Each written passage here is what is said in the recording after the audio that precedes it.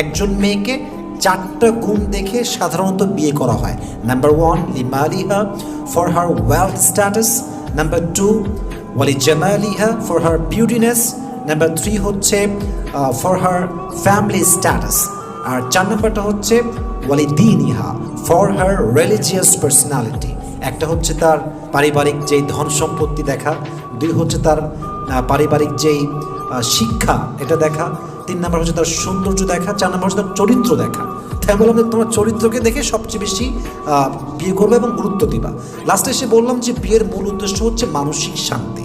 যেমন এর দলিল আছে কোরআনে 21 নম্বর পারা সূরাতুর রূম 21 নম্বর আয়াত, আল্লাহ তাআলা বলছেন ওয়ামিন আয়াতিহি আন খালাকা লাকুম মিন আনফুসিকুম আজওয়াজান লিতাসকুনু ইলাইহা। One of the best creation of Allah subhanahu wa ta'ala is husband-wife relationship, and there are 3